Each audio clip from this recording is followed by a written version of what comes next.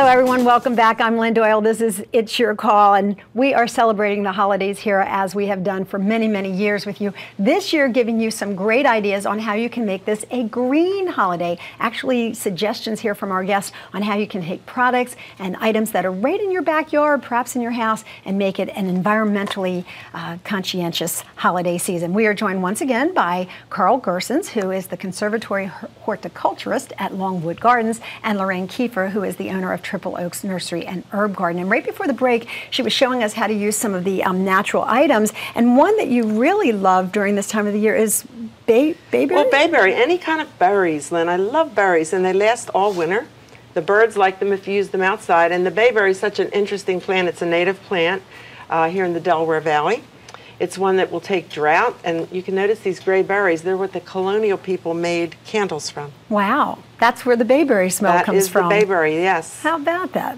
So you don't have to be out of the world creative to do these kinds of things, because I think that's what intimidates a lot of people when they hear, oh, we're going to take natural items and create something. What Lorraine was able to do in just those couple of minutes and what you showed us with the wreaths, that's kind of surprising. Well, these are all great things you can do with your family. Again, grandchildren love to do crafts with their grandparents, and I've always enjoyed this with my family as well. The key really is composting when you're done. Choosing materials that you can use time and time again, finding those items in the back garden, or if you don't have a compost pile, starting one. Yeah, you know, I understand what composting is, but for a lot of people who have heard the term, but they don't really get it and they don't understand the purpose of it and what goes in it, can you kind of give us a quick course on it? Composting is so important really for every item. We've all heard about saving your coffee grounds, saving eggshells, saving your banana peels, but it's your grass clippings, your leaves, your boxwood, your pine, anything that's living you can put into a pile in your back garden.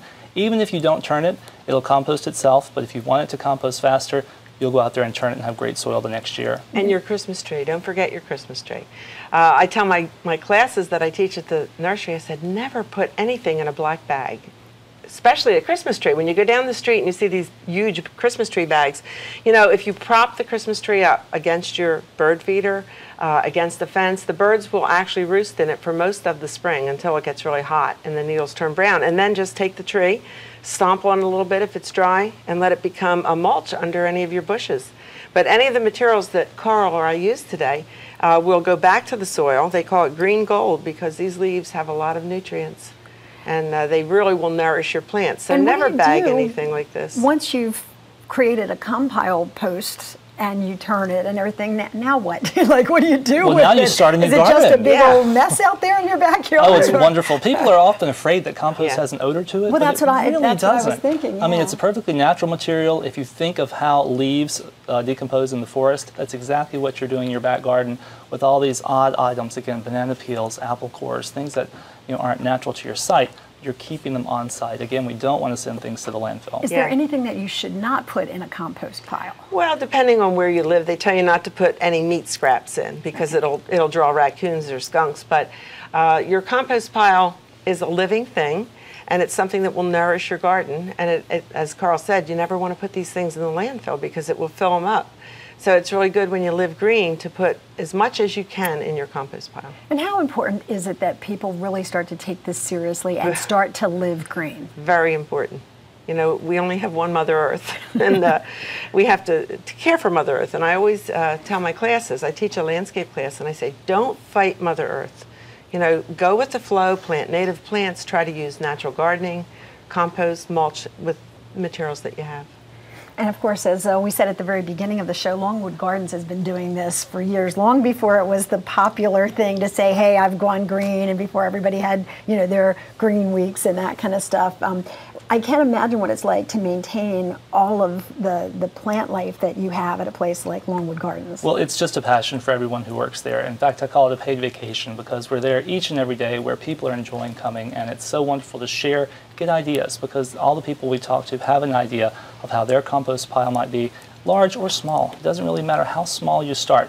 Just make an effort in your own life, and it really is going to pay off in the end. I look at the pictures that we have of Longwood Gardens, and as I said earlier, just in awe of the whole thing, and just wonder, even on our small scale, if what we do will really make a difference. Do you believe really, it will? It really does. Everything you do, no matter how small, is going to help out in the long run. If every person changed one light bulb to a CFL, we would save enough energy to power 3 million homes, they say. Okay, so that's your one suggestion. I was going to say, do you have one suggestion that maybe people say, okay, I can't do all of this, but is there one thing that you would say, do this as your first start for being greener? Yeah, I really think planting the yard sensibly, and if everybody would plant a couple plants every spring, a couple new plants, because plants clean the air, they save the soil, and of course wildlife live, butterflies need plants, birds. Great ideas. It's Thank a good you way to start. so much, Lorraine. I certainly appreciate it, and I love all of these beautiful items that you guys have created for us. Happy holidays to you and to you as well. Thank you so much. And to all of you, from all of us here at It's Your Call, we certainly wish you the happiest and healthiest of holidays and a very prosperous New Year's. Please, I hope you'll make it a green one. Have a good one.